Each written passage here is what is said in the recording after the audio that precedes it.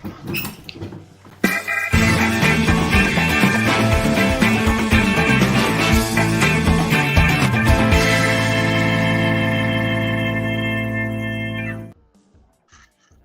folks, and welcome to another episode of Talking Balls with myself, Neil Adams, and always joined by my wee bearded monker, Rob Newman. What's happening, guys? Marc's not here at the minute. He's on his way. He got a late train. But we're joined by the champions, Shamrock Bowl champions, Greg Johnson, Ty Henry, and Evan Allen of the Dublin Rebels. How are you guys? Not bad at all. Good. What's going on? Awesome. How you feeling after Sunday? Not a sore heads. Sore heads and sore bodies. Sore bodies, that's for sure. Big time. Yeah. Well, Ty, more thinking about sore heads. Were you not out with like a concussion protocol at one stage? It was a funny landing, a funny dismount didn't stick the landing on the touchdown there, but came good. Once I got to check out with the medical professionals. Yeah, a wee backflip gone wrong, was it? Yeah, I just don't have the vertical I thought I did. Celebrated too early. I thought I was going to clear him. Wasn't that close. And you're all good. Nothing wrong with you, we don't need nothing to be worried about. You're going to say something. No, nothing wrong with it. It just landed kind of funny and had to take a little break for a second to collect myself. That's it. Well, as we always start, we just like to ask people, how did you get into the game? So we'll start from the left and work our way to the right with Greg. How do you get into the game, buddy? Well, COVID was a big part of it. I played Gaelic hurling growing up for like 15, 16 years, and then basketball kind of took over as my main focus. And then I lived in the States for a little bit and got back, and COVID was a big thing. They banned all indoor sports. So I couldn't play basketball, and I was like, screw it. Yeah. So I'd heard about a couple of American football teams, so I texted a few, and UCD got back to me and said, we're not training until September, and Rebels got back to me and said, we have flag training tomorrow. And so I went to Rebels and met Ty and been playing there since. So yeah, that's kind of how it went. Played my first game in Germany in 2021. Was it 2021? Yeah. Tore my MCL in that game. So then rehabbed the season and then played my first Rebels game the next year. Yeah, and then so this is my second season playing. Yeah, that's how I got into it. So who do you follow, Greg? Have you been following American football or beforehand, or you just because COVID you went? Yeah, I grew up a big Michigan State Spartans fan. Watched a lot of college football, and then I kind of took on the Steelers, and then ended up living in Pittsburgh because Le'Veon Bell played at Michigan State. And he was balling the year kind of 2017 when I started watching. So been stuck with the black and yellow since. Jesus. Yes, there's a big affiliation with Ireland over here as well, which is good. Exactly. Perfect. And what about yourself, Ty? I know we've asked you before, but just in case people forgot. Started in 1997. It was the Broncos' first of back-to-back Super Bowl years because I'm from Denver. And I went to my first Bronco game that same year. So I was 7, I think, or 6 at the time. And I got signed up by my dad then, and he had played, forever, since the 50s. And been doing it for a while. Okay. And so you're a big Broncos fan then? Always been a Broncos fan. So that was the Elway, Terrell Davis kind of years, and then later we got our Peyton Manning years, and then everything else in between those Elway and Manning years, and since has been a little bleak. But and now you're Russell Wilson. And now you're Russell Wilson. Yeah. We're trusting it. We're trusting this year. We're gonna something. I think it's gonna come good because you can't just get bad. Definitely. You can't just all go wrong all at once. We got Sean Payton. It's gonna be good. Yeah. Trust us. Trust the process. That's it. Exactly. What about you, Big Evan? I started in 17. Basically going through a shit time. Starting through a divorce and just decided the relationship wasn't great, and I just wanted to pick up something again and keep the mental health going. And I just happened to find particularly this sport pretty shit team at the time. Great bunch of guys. It was the Reapers. We got just fucking hammered by the Rebels. Actually, my first game was against the Rebels. It was actually like a horrible game because I'd done that much trash talk to the parents. I think there was 14 down for the game, and I looked over the sideline 5 minutes and I was like, I want to quit.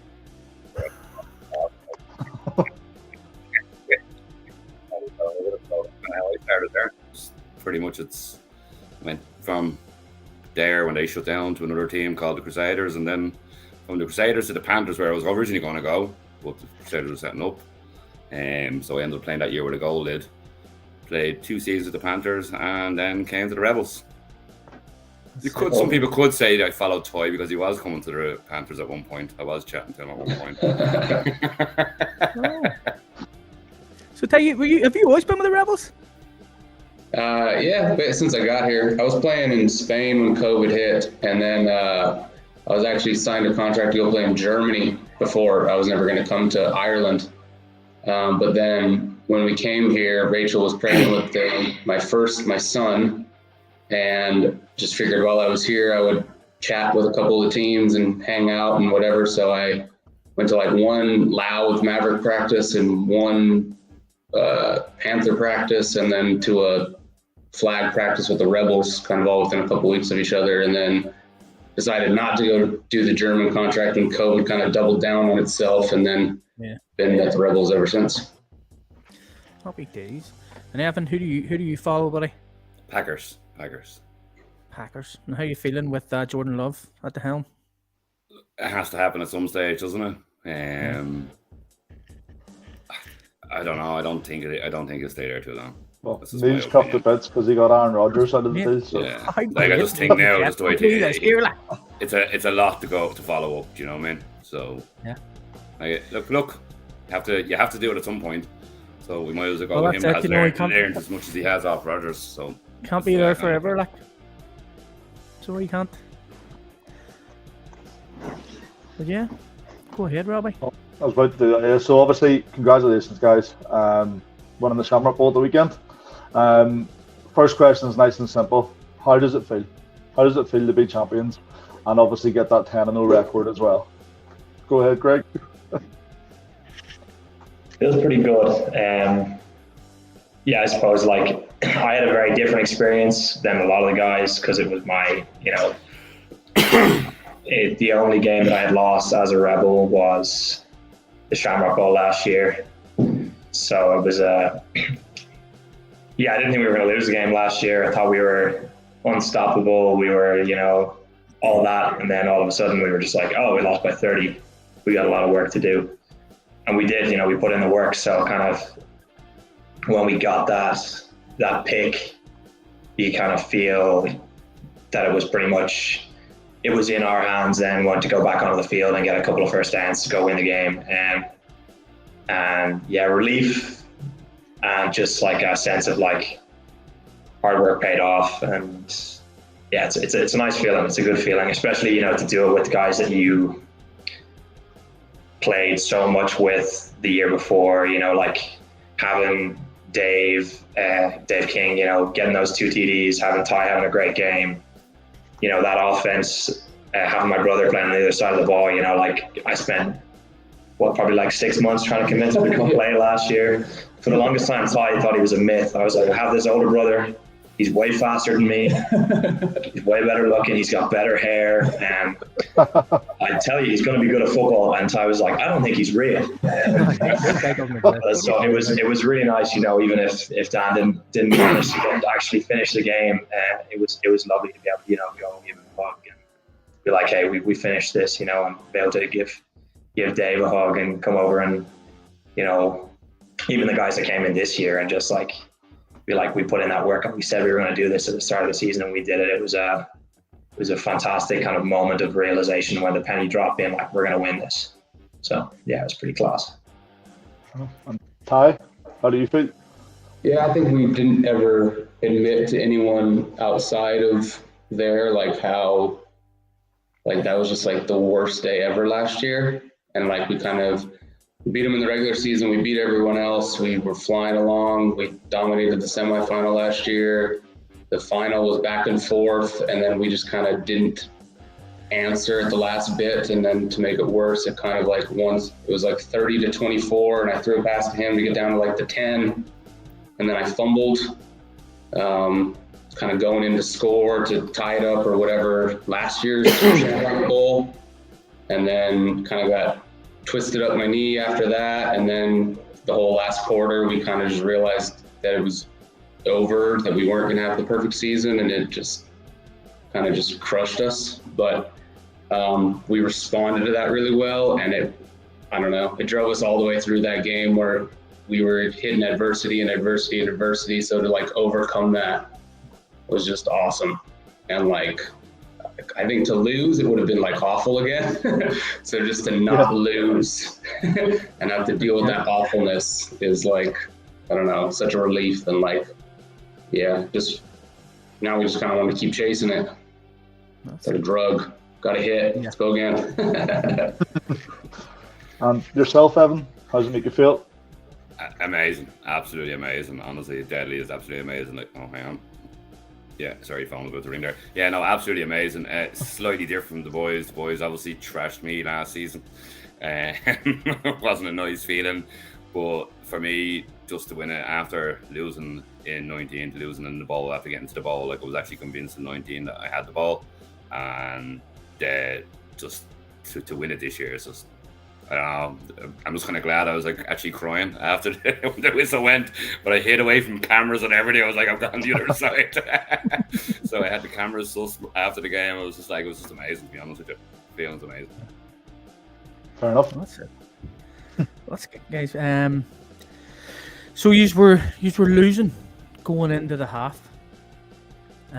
What was said? I mean, what changed? I know at the half time I called the score to be 40-35 to yourselves.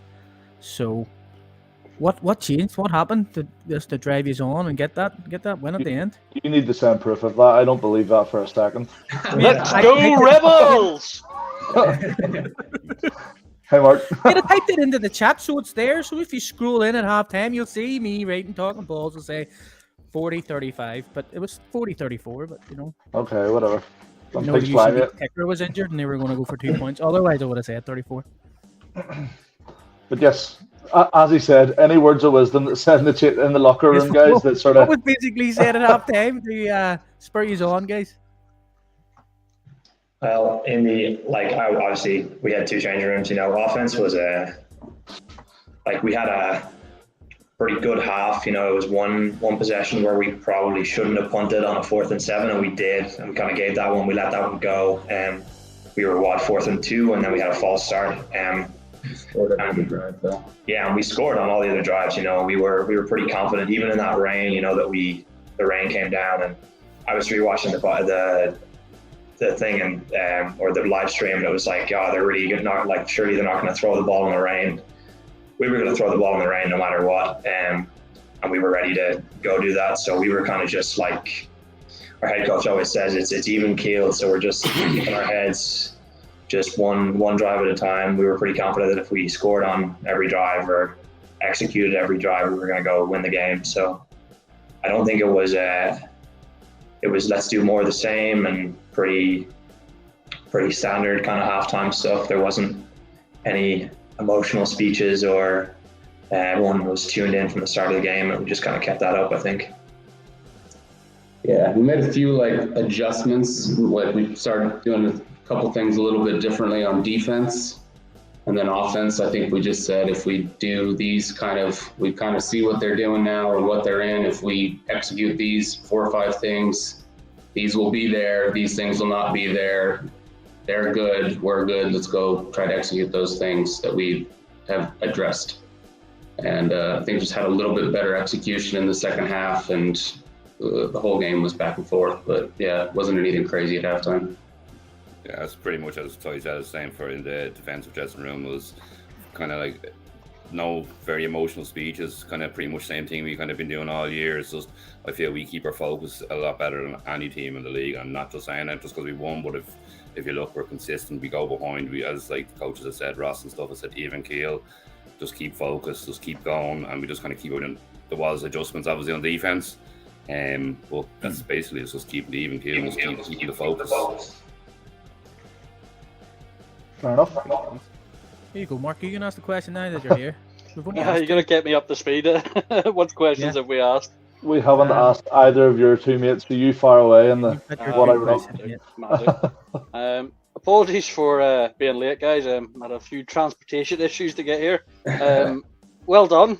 Fucking awesome game that you've played, guys, at the weekend. It was an amazing game to watch. Like, Was class, yeah. Me and Neil were watching it. although Mark was cheering for UCD, I just want to put that. I was for UCD. But So I was cheering absolutely for the Rebels, phenomenal he was game cheering to for watch. UCD. But yes, guys, fucking awesome job. Well done. He's went out there and he's done it. So yeah, I tip my hat to you. Well done, guys. Right, let me have a quick look. I'm all over the place. Right, so this one's sort of dressed at everyone, guys.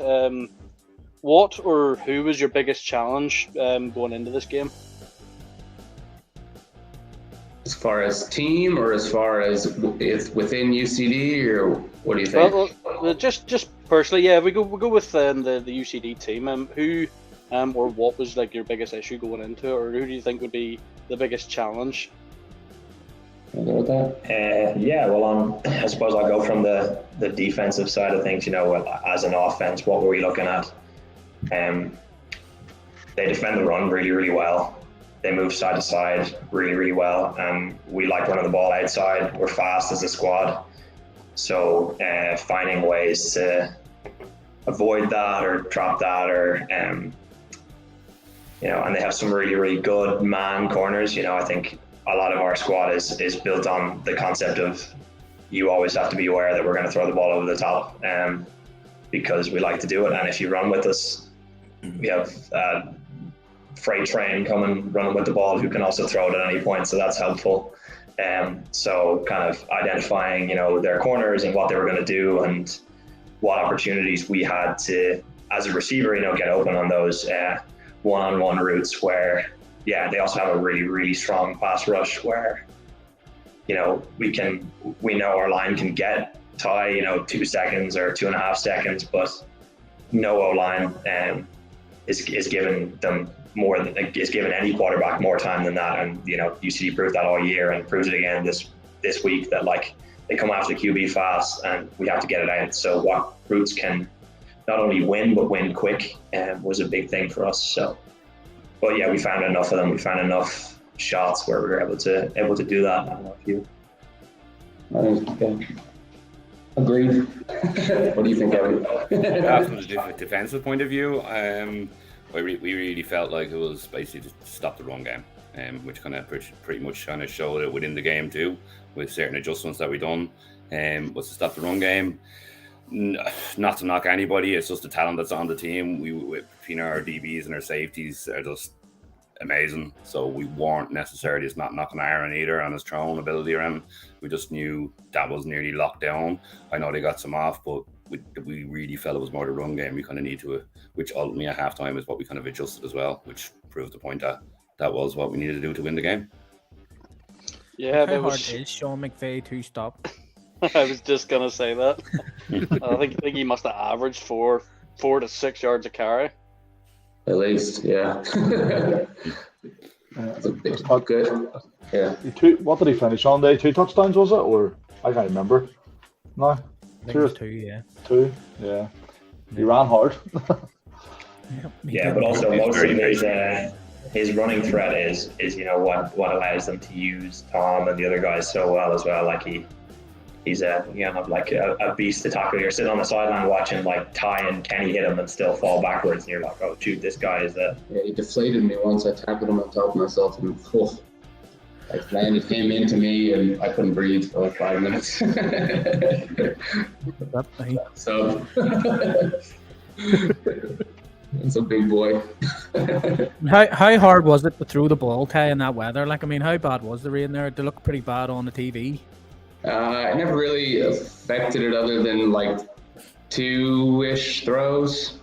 Yeah. There was one where I'm going to throw a 2-point, and as I get it, we hadn't like switched the ball in, and I pretty much caught like and I shot putted it basically out there towards his brother. But other than that, and maybe one other, but it wasn't too, nothing too crazy.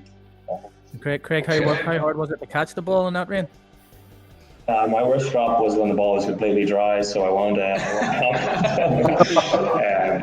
no, definitely, like, I think even the receiver had a conversation on the sideline where, like, he was going back in on the drive, and Dan was taking off his gloves and Dave was drying his gloves, and I was kind of like in between the two, because, like, Liam couldn't understand why any of us were taking off our gloves, but I suppose as, you know, myself and Dan grew up playing gas, so it was very much like, whether you don't wear gloves, and that was how we so I think, like, there was at least one drive where I was this close to going in with no gloves on, and that kind of with the leather balls helps a little bit, but it's still, you know, it's a bar of soap at the end of the day.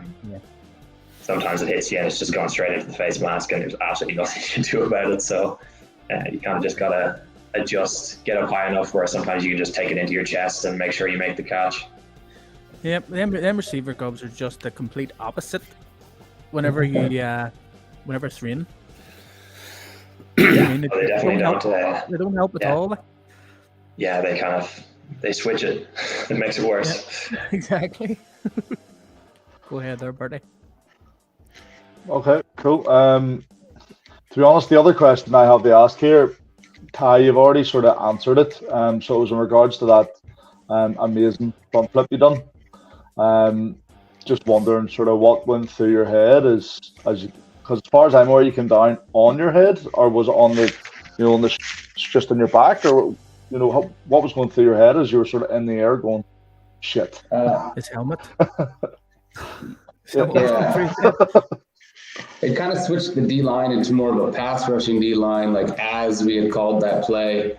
And so I thought I might be able to, like, step up and get through there. And then I kind of saw the corner step up and figured I could just kind of sneak over the top of him, and then then just kind of hit. And based on where I'm feeling it today, it's like right here in this left trap nerve, kind of backy into my shoulder thing, but it's nothing too crazy, you know, going forward. We could play next week, I think. I think we'd be good. I didn't go for a second, but we could go if we had to. And were you worried that you were going to be out of the game or anything at any stage, or were you just like, no, right, hurry up and clear me? No, yeah, I knew once I could talk to the ladies and be like, we're all good, guys. Please let me try this 2-point conversion, or can we take a timeout, or I guess we'll have to come back in a second here. Go score again. Did you inform them that you had the gecko blood? They were trying to. The stand was actually chanting it for me a couple different times, and I tried to tell them. My wife came in and was like, I know her name, I know her birthday, I know my kids' names, like, what else? Yes, you're holding up fingers, like, I got you. And then after that, what made you want to go back on defense again too? To make sure we won the game. Just go right, you know what, I'm play offense now. You know, yeah. To try to win the championship, that was kind of the goal there. Yeah. Both. Yeah. Someone tried to tackle Sean today. Oh, that's it. Take him out of the game. Nah. Go ahead, Marky. This next one is directed at yourself, Ty. There was a lot of absolutely phenomenal aspects to the game at the weekend, and loads of many fucking awesome performances, including your own MVP performance. My question is, I want to know what sets you apart from other players in the league. What you think sets you apart? I think it's my ability to connect with the guys, to kind of recruit and build and teach a squad around me, to be honest with you. I think that I've, like, accrued a ton of talent and then kept that talent bought in and been very direct in, like, what can make them successful, which then kind of can make me look good. So if you surround yourself with a bunch of really talented guys that all know exactly what they're doing, why, and what's expected out of them on every play, every scheme, every practice, every week, and kind of the whole program going forward, I don't know if it's an overly, me just freakish, talent thing. It's kind of building all those pieces around me, to be honest with you. And I think we've kind of kept stacking those things in these last couple of years, and they're improving us together. And then when you're the quarterback, it makes you look better. Well, that's it. Very, very good diplomatic answer to that. Yeah. Definitely underselling himself. So you could probably flip that question onto you, Craig, and you, Evan. What sets Ty apart? Oh, Greg, you go first. You know him a lot more than I do, but you go first in your aspect. Yeah, he throws the ball really well. I think that's kind of where you gotta. That's always you good. gotta start. Yeah, that's a great trait to have. But no, it is the. I've never played with a guy who kind of wants to be a part of everyone on the team's development as well as his own. Like, even if you just look at the offense and the guys, he had a rookie right guard, John O'Carroll, left guard, sorry, who came in, at the start of this season. Heard Ty's podcast where he just kind of talked about the league for a while and was like, I want to play for this dude. And took him from a guy who played rugby to being a really, really solid, exceptional offensive lineman in one season. And then, you have guys like me and Dan and Dave and, even guys coming back, Sean Leamy and Liam Jeter, who just want to buy in on that offense and be part of that offense. And, guys who switch positions, like Andre, one of our running backs this season, was our wide receivers coach last year. And before that played slot receiver and came in and just bought into this new kind of, this is what you're going to do. This is how we need you to be a part of this offense. And it's always really clear, that it's positive reinforcement. And then every now and then he tells you to shut up, stop being an idiot, and that you're re-rookied. But I almost got my head screamed off me in the Trojans semi-final, but we won the game by 60, so it worked out pretty well. But he does a really good job at coaching as a player, being a communicator one-on-one as well as with the group, and then he leads by example, which makes a big difference. It really helps wanting to. I remember last year in the bowl game, it was the fourth quarter. We had already pretty much lost the game, and I had torn all the ligaments in my ankle at the start of the game, and Ty his knee was horribly injured, to say the least. And we were talking about maybe taking him out, putting me in a QB, or Sam in a QB. Sam had just tore his patella, so yeah, putting me in a QB just to not destroy his knee for next season. And he looked at me and he goes, "Nah, I want people to know that I'm here. You're coming back out with me because we're going to be here. We're going to be here if we're injured, and we're going to play right to the end." And it set a precedent, in my brain, as like, all right, we're not leaving. We're going to go and we're going to come back next year even stronger, which we did. And yeah, so he said, he leads by example big time. So that makes a big difference. Yeah. I'm not just saying this because he has to drop me home as well. That's not the reason. But I second it, Greg. Definitely. Well, Abbott doesn't need a lift, so I want to hear from Abbott. No, look, I second is basically pretty much everything Greg has said, and then just a little bit more. As much as I fucking hate seeing him come out on defense, it's not because he's amazing out there. It's just that the automatic reaction here for me is just if he gets fucking hurt. If he gets hurt, we're fucked. But I'll never forget that. I think it was the second. I think Talkin confirmed this one with me. Was it the second game of the Trojans? I think I said it the day after the game. It was back at home, and Toy came through the B gap. When someone whizzes a stick by your face, and you feel that You're the came by me, and he absolutely killed the running back in the backfield. Was it the Trojans, Toy, that game? Was it? I don't know what you get. So I think it was the Trojans game. So back many at home, games they do that. I know. Yeah, I was in the end zone. If you were looking down from where the pub is, say to the right hand side, I couldn't. I was just like, and then that made me relax a little bit when he was out there on defense. The chap's absolutely amazing, and it's his personality, which just chatting to him even before coming to the Panthers, his personality is absolutely amazing. So I'm not giving him a big head around, but he's a good dude. He's a good egg. He's a pretty good recruiter as well. He does a good job of bringing guys in and making sure that they stay. It's like coming down to a football field is not always the kind of most engaging environment, because you have a lot of guys doing a lot of things on a Saturday morning when we're training. But pretty much every guy comes down, gets met by Ty straight away and gets welcomed. And that's why we have so many rookies come in and stay, and not only stay but like come be a really big part of the team, is that culture was already there with like Steve and Ross do a great job with that.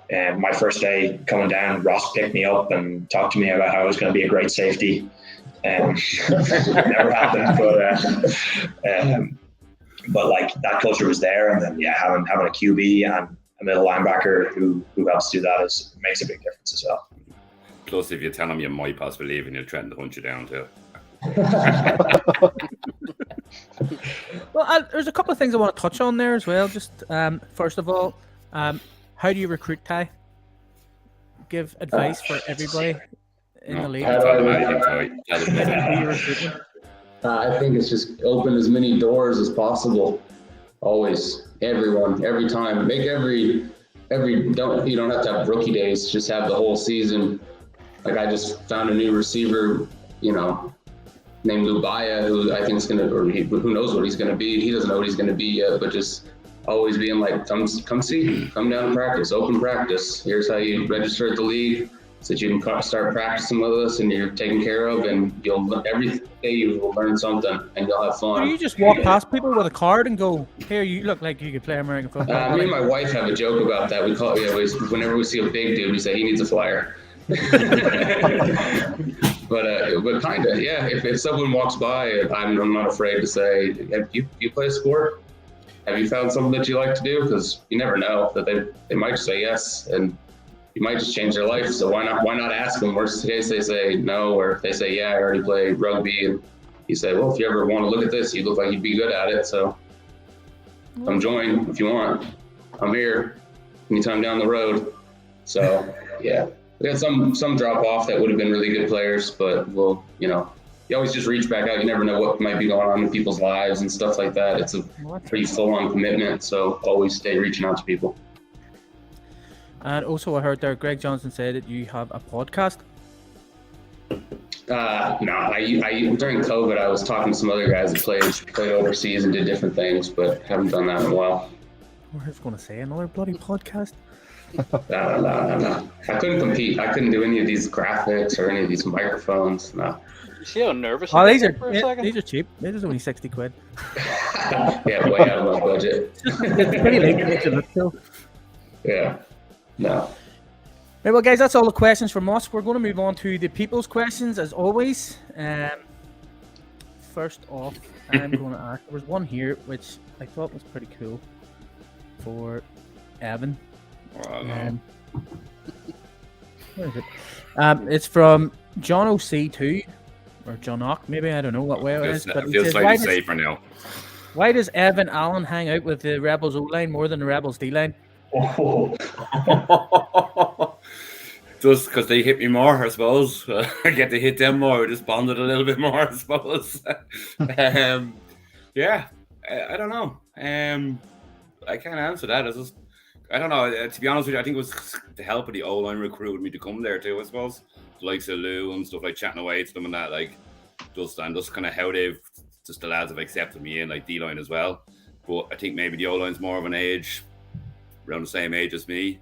D-line's a little bit younger, so I think that it's not that we don't get on, not that we don't hang. It's just kind of just an age gap, I suppose. Is there maybe they smell a bit of funny. you that want to move on to the O-line, is there? Yeah. Not what?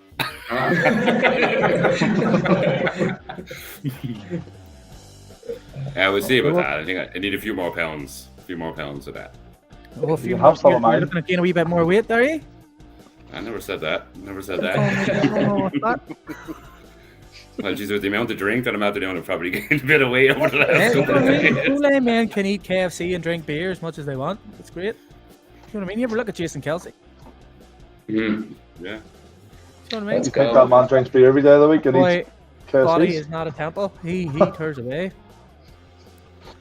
Okay, well, we'll work away the people's questions from left to right. Go ahead, Marky.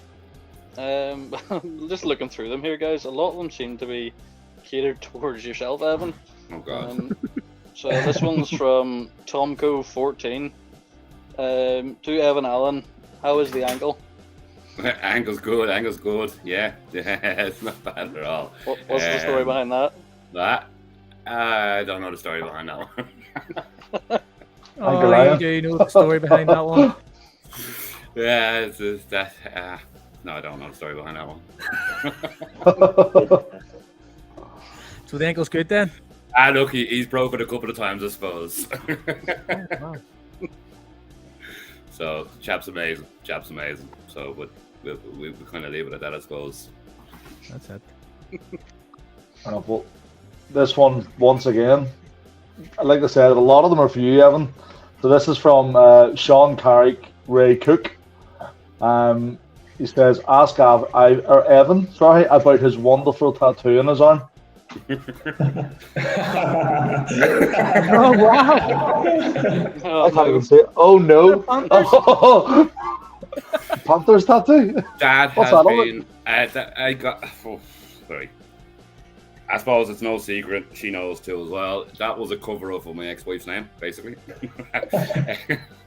Right. That's what that was. You need another cover up of your ex team's name? The Rebels one's going on his face instead. So pretty much every training session, and once again, more so the O-line, have pretty much attacked me about that tattoo. Every training session, every snap is just so. Sean, it's still on my arm. Everybody's very lucky it's still there because I haven't given the peer pressure just yet. Okay. Well, are you boys concerned that he hasn't put Rebels on his arm yet? He's maybe thinking. Nah, we're putting Rebels on his ring finger instead. So. Yeah. Better answer than I ever could have said, Greg. Better answer. Do you skip rings, do you? We'll hunt him down. Yeah. We'll work something up. We might work something up, yeah. Not every day you go 10-0. Another one from John OC too. How did the Shamrock Bowl game compare to the other 11 finals that Ty has competed in? Great, good. We won. Yeah, I've been to a decent amount of these since I've been playing overseas, and it's pretty similar. Won my last couple years in Australia, and then lost in Brazil, and hadn't won in a minute. So it was good to finally win one again for the first time in a couple years. Happy days. Did we ask the one from Finn O'Donovan there, did we? No, we haven't. No, right, okay. This one's from Finn O'Donovan, obviously. Is there anything they would change about their careers so far if they could go back? I believe that's directed at all three of us. Start earlier for me. That's my one. Start earlier. Yeah, I feel like I came in so late. Like the knowledge I learned today, Jeremy, the knowledge I learned this year with the Rebels was like Toy, Ross, like Steve Walsh. It's just what I've learned, and off the guys, both sides of the ball, what I've learned, even guys younger than me that have been around the game longer than me. So that'd be my one. Literally the only thing I change. I'm not going to focus on it too much. We just keep motoring on. That deal was to play the hand you're dealt, I suppose. And that would be the only thing I change. Too many aches and pains in the later ages as well, Matt. That's it, mate. What about yourself, Ty? No, big believer in kind of everything happens for a reason. I had some weird position changes and different things I think that maybe could have set me up on some little different paths throughout my kind of college part of my career. But I think it all led to my current life, and kind of everything the way that it's happened. So I wouldn't want to wish against it in case any of the good stuff didn't happen. So stick to it on more of a macro level. Very good. Greg? Yeah, I don't know. 2 years isn't really much of a career yet. So I think like mine's for the future. You know, I want to stick with it. Don't tear your knee in Germany. Yeah, maybe not tearing my knee in Germany. Shouldn't have broken that tackle on the comeback. Should have just stepped out of bounds. But no, but even that one, you know, I tore all the ligaments, tore my MCL and my meniscus, and had 8-month recovery. But I got really, really good at one-legged split squats. In recovery, and so, but you know what? Like, it made me a much better receiver. It made me kind of really care about it made me learn technique a lot better. I can't cut outside my frame anymore, so I have to really be careful. I keep my feet underneath me and stuff, so I don't regret it. So I don't think I would change anything. Yeah, except for maybe, I would have loved to start earlier. I would have loved to have a go at anything, a couple extra years at the Rebels, maybe pre-COVID, but still young yet, so. What's it? Yeah, very good. And well, this one is, it's for all of you. So it's from Stephen B. Robb. And he just wants to know, what do the Rebels believe sets them apart from other teams in the SBC?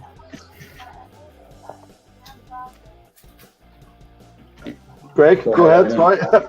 While Greg goes, works fast is going to use the little boys' room. Hang on. Oh, goodness. I haven't been to a lot of other teams' practices, but reps, I think, from my perspective anyway, like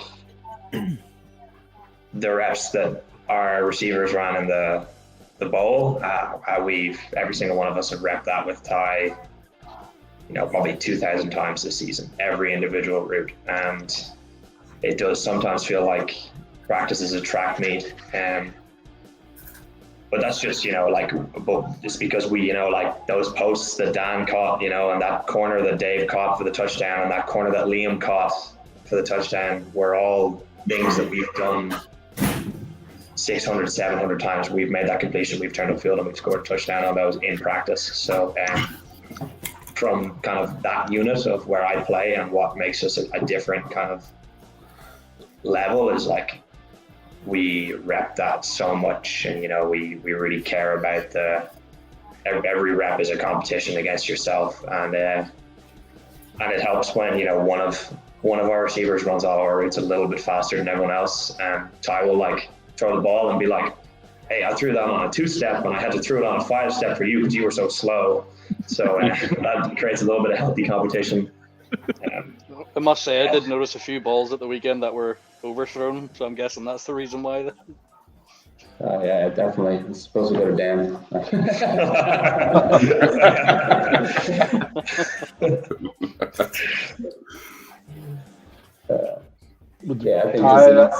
it's an insane desire to keep learning, to keep developing.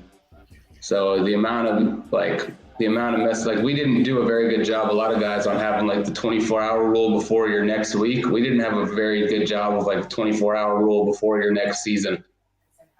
We were on the bus and we were talking about ways we can call different plays better so that other teams would know we're running, and ways we can go quicker to line of scrimmage, and ways we could optimize our training and our blocking schemes, and ways we could teach it better with whiteboard, brought back to the film, brought back to everything. And so hopefully the 2024 team is way, way, way better than the 2023 team. Way better. There's still a ton of room, and I think we all know that. So that's hopefully what everyone on the squad knows and can bring, and finds 2 buddies to bring with them that are ready to go get that. That's it. Evan, what about yourself? Yeah, and I said I kind of missed most of it, only kind of heard what Toy said, but for me on the defensive side of the ball, why I think just we outclass everyone else out there in my eyes. It's just the belief everybody has in everybody, the belief you have in the guy beside you. The big one for me this year was actually learning what, the belief I had in my linebackers coming back. And look, I still make mistakes, I suppose, but it's to learn, to progress. No matter who you are, you're learning off somebody else, and there's no one above anybody, and it's just a belief that that guy there can do it just as good as you can. And also as well, that's kind of giving competition too, because all the D-line, you're kind of you take a guy off, it doesn't matter who it is, the guys there at playing at end, the opposite side of me, Jordo, just all the other guys, even the guys that played the end in the second half there as well in the ball. There's no weakness in it, if that makes sense. It's just the guys are just as good, which also is a healthy competition too. Yeah. Okay. Awesome. I have it's from Andrew Reddy. It's a question that was sent to me privately because it's very long, so it wouldn't have fit into our Q&A. So from Andrew Reddy, I think he's from the Panthers. Should there be more parity in the league Obviously, the Rebels and UCD are the best teams and are head and shoulders above the rest of the country. But do you think this could harm the league in the long run? Because people who are just starting will want to join the best team, and teams who have a good players will get poached by these two teams.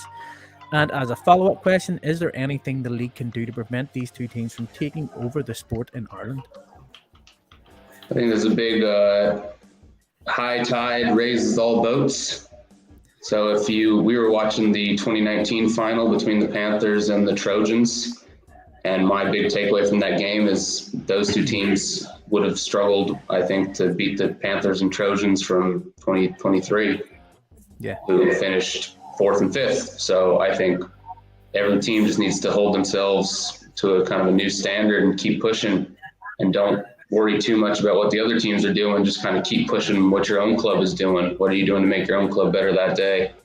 And obviously, we'd love to have you come join the Dublin Rebels. But if not, start playing American football wherever you're at. The Anthem Jets. Yeah. I've tried. I'm still trying. So, yeah, what do you think, Craig? Yeah, I think it's a little bit of the kind of playing against a high competition is never going to be a bad thing. I remember, like, even the first day I went out to a Wolfhounds practice, and Kieran O'Connell, he guarded me at the weekend. He put me on my ass like 4 times in press coverage, and I did not know how to get off the line. And like last year in the bowl, my brother didn't know that press coverage was a thing, and Kieran pressed him off the line, and Dan was like, I don't know what, like, is he allowed to do that? Is that legal? But like, yeah, it was like, yeah, but like that level of competition, you know, a guy like, I literally had to work and just think, this is the best corner in the league, the best guy I've ever come up against, and I had to rep it over and over and over again. And now I can get off press coverage a little bit. It's still hard to do it against him, but like that was like my own personal experience of it. You know, I was playing on a really good team, and I was playing at an okay level, but like it made me a way better player. So if we apply that on a macro level, you know, where you're playing against really, really good players, and teams are going to grow, you know, I think, and I know that's hard to, or like interesting to hear from a guy who plays for a team that didn't lose a game this season. But it is like, I think competition should be welcomed, and higher in the level of the sport should be welcomed, and other guys are going to come up and step up and compete on every team.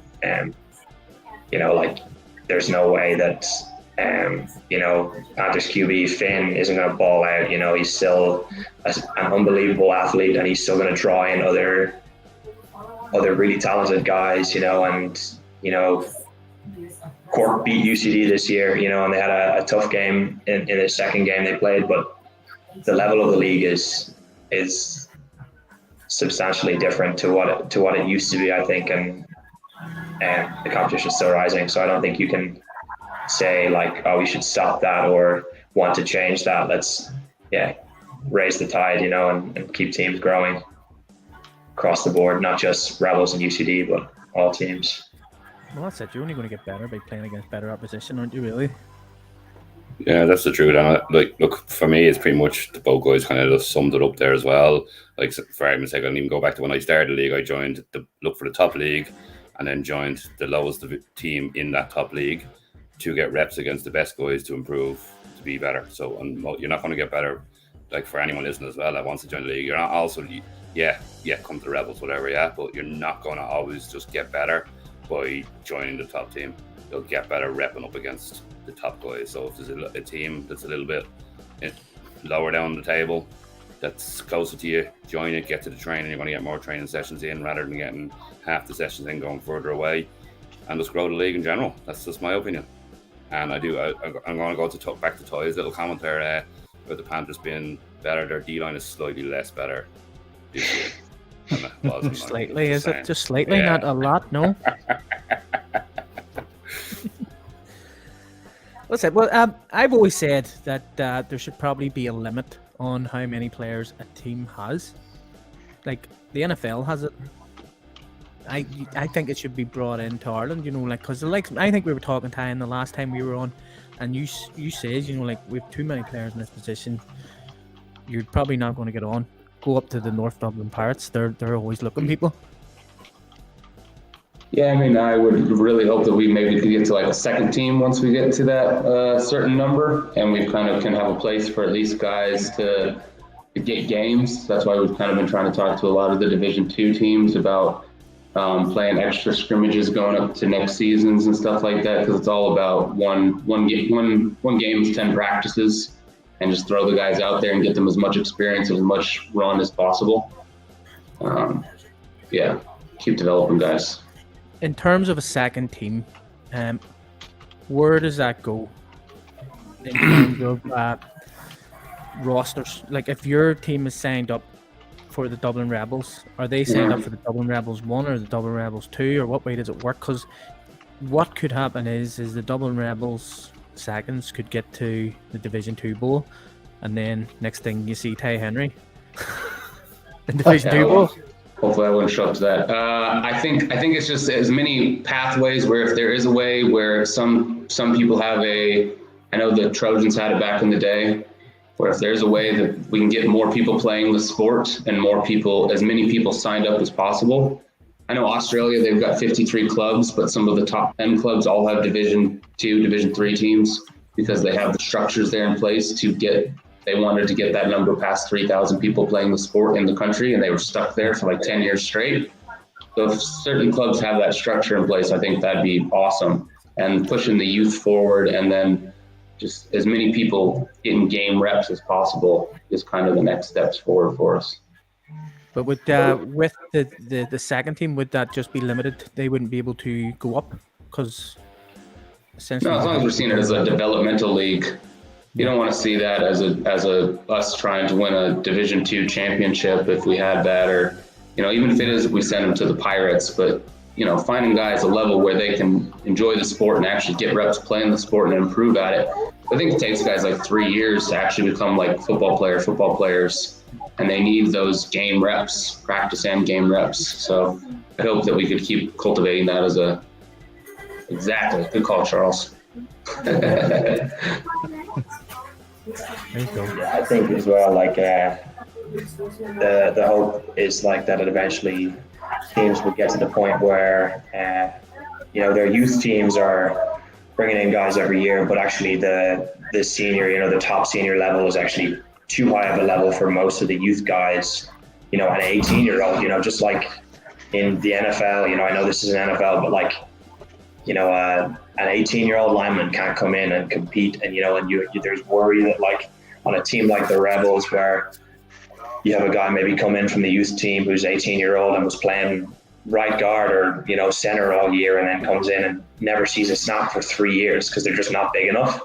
Yeah, and you lose them. You can lose them year one, you lose them year two, and those receiver positions and some of the other skill positions are going to, you're going to be able to play, but you can't have an 18-year-old come in unless he's a freak and come in and start middle linebacker for a team that's competing for a Shamrock Bowl. It's just not going to happen all that often. So having a place where those guys can actually get meaningful reps at 19, at 20, 21. In like a safe teaching environment. Yeah.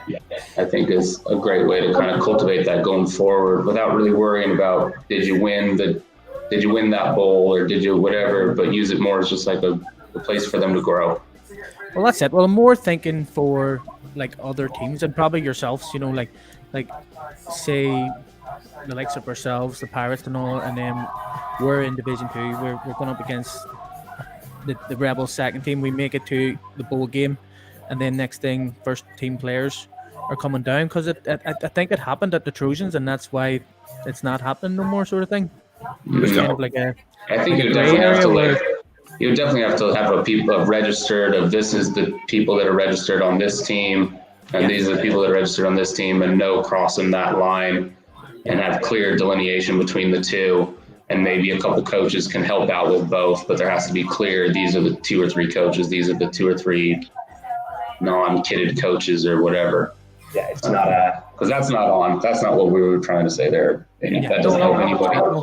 No, I feel it'd be more of like the end, like similar to what Ty's saying there. It'd be at the end of the season and in the off season, then it'd be like, look, X, Y, and Z. This guy Johnny, he's after improving, and we really feel he can come up onto basically the A team, and then they can come up. But there could be no going back, if that makes sense, unless there was a valid reason. Like it can't go back in the middle of the season or anything. It would be kind of more of a, in my eyes, I think it should be more an off season style thing.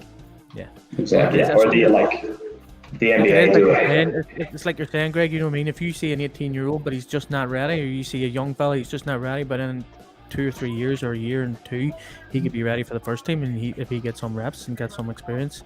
Exactly. Yeah, I think like you look at it. If anyone kind of like, there's the NBA G League do a really good job at it. You know, where a guy signs a 10-day contract to play one game, and then if he does well, he signs on for the rest of the season, and he's not allowed to go back. He can't go back to the G League.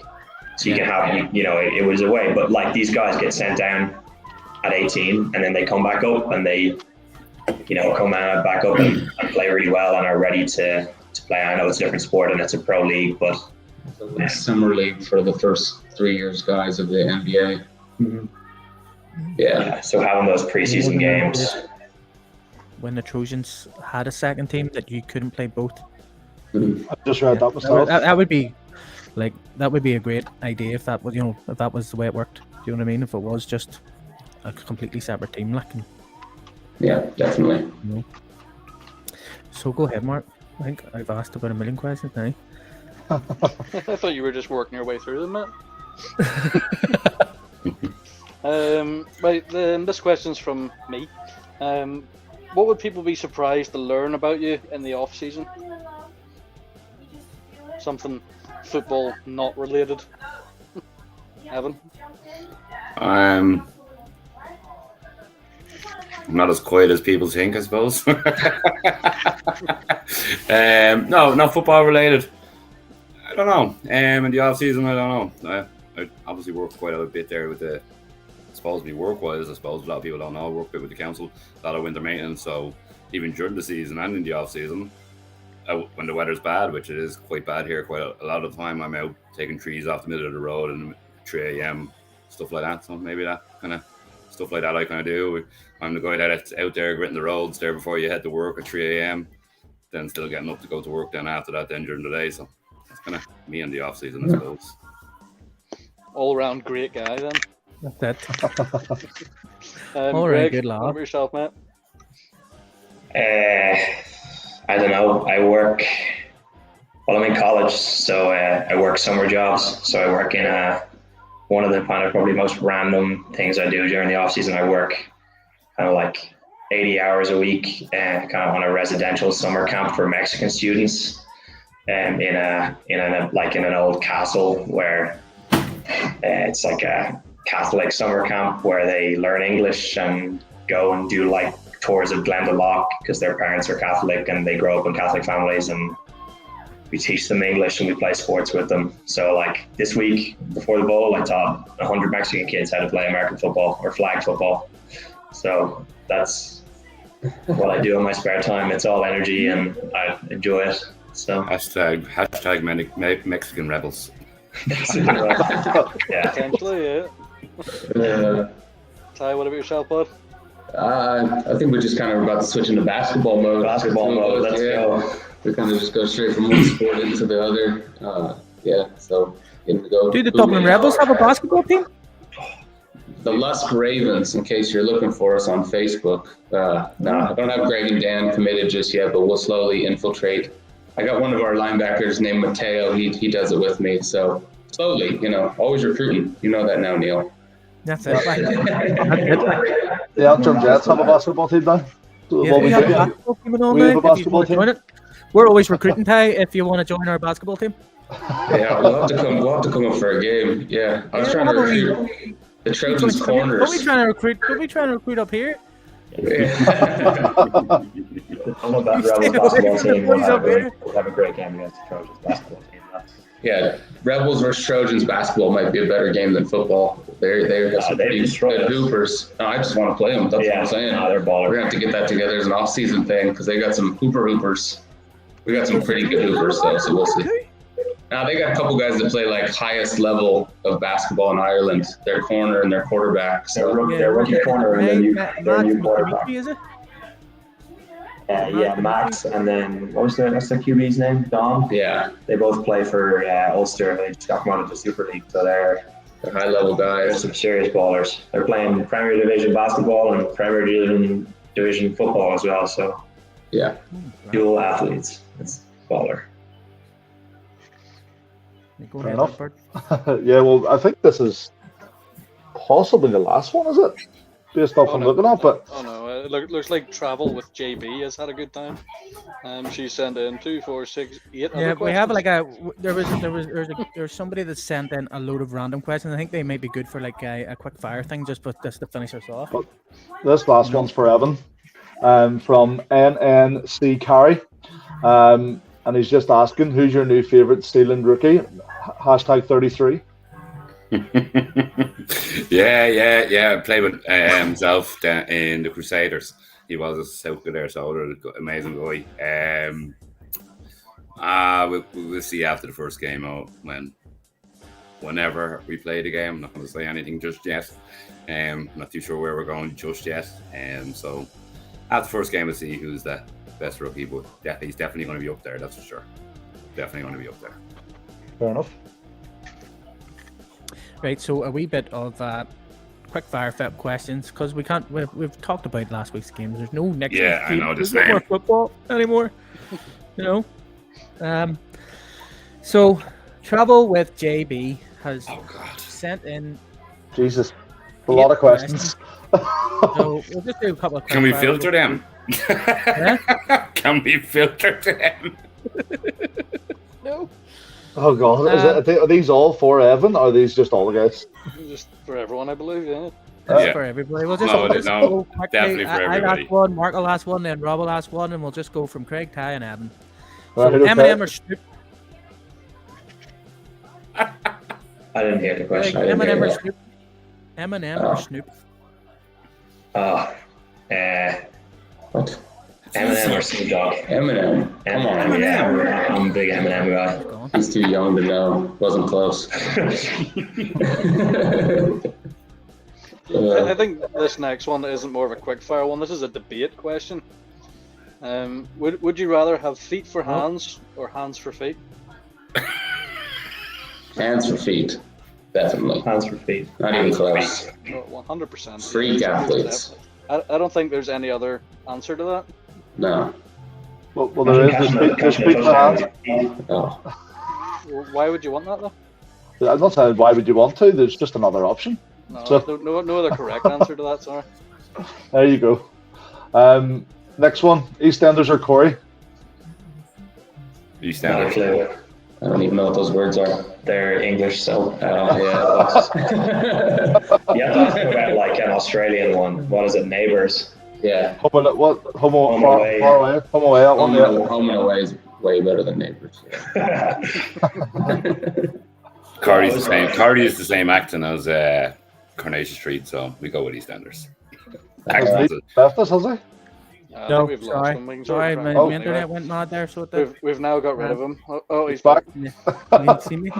Have you asked your questions? What you asked? Because my internet went mad there.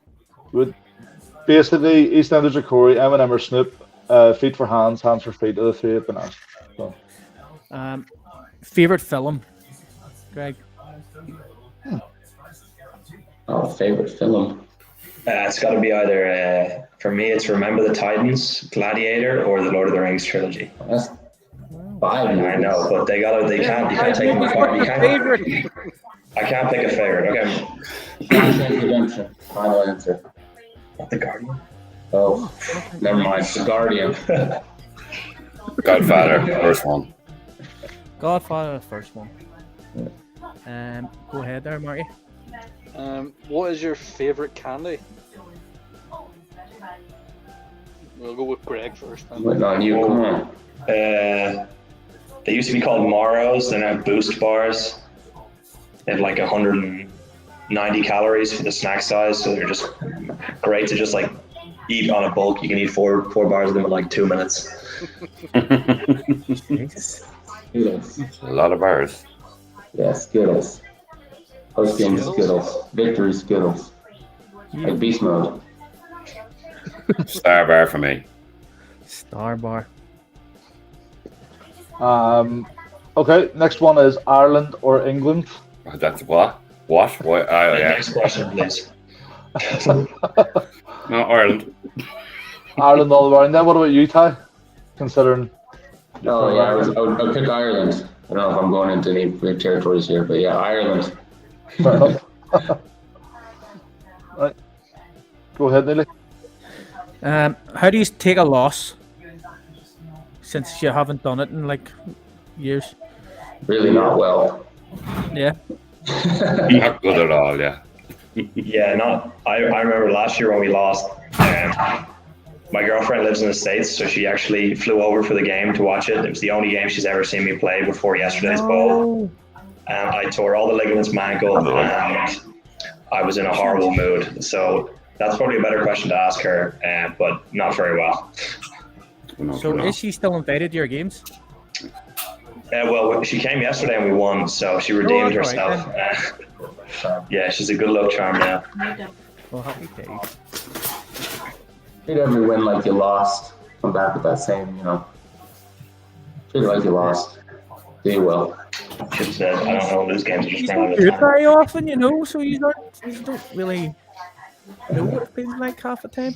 It's not nice losing to the Rebels, I'll tell you that. I wouldn't know. I wouldn't know just yet. Unless you want to come up to Antrim and play on in a scrimmage or something. Pre-season come down, sure Ty'll sort that. Yeah, we'll see you soon. Whenever you Why would you want that to be a thing, Neil? Because you learn from the best, mate. I know. Yeah, I know, but it would hurt. We'll make a weekend out of it. Yeah. Yeah. Not again, it's just a joint scrimmage. Yeah, We love a good joint a trip scrimmage. together for a joint scrimmage and a hangout. Yeah. Yeah, and We're then we go out We're to Dublin in. then on the night out then after. Yeah. I just offered to go to them, but yeah, they can come to us. No, we go up there. Oh, no, Guinness is way cheaper there. You can travel. Yeah, we'll come on the trip. We're down. Awesome. The Guinness is cheaper here, but it's not as good. So Yeah. that's your trade-off. But €6 for a Guinness, it can be a little bit worse in my opinion. When you're paying £6 for one. In Belfast, it's about $5.50 now, so it's not too far off. Where are you We're drinking? getting there. It depends where you go. If Yeah, you come down, fancy it's places. really cheap. Antrim's about $4.50. Yeah. Don't need that much money. Well, that's it, guys, isn't it? And that's all the questions. Yeah, That's us, that's yeah. all on it. Yep. Well, here, guys, it's been awesome. Congratulations on winning the Shamrock Bowl. It was an amazing game. Me and Mark were sitting there, and we were in my garage watching it, and it was a really, really great game, and it was really, really well done as well, if you know what I mean. Yeah, the coverage is great. AFI did a really good job of it too, in the coverage and the commentary. It was absolutely fantastic. So yeah, thank you very much for a great watch. And Thank you for having us on. Yeah. Yeah, Thanks for having us on. Yeah. all right, guys. See you soon for our scrimmage. Oh, William Oh. Peter just read something before we go. I'm your guy's biggest fan. We love you, Liam. Yep. So we'll end on that lovely note, okay? And we'll see you next week, guys. All right. Bye bye. Take care. Thank you very much. Cheers, Pleasure thanks. talking Bye. to you guys.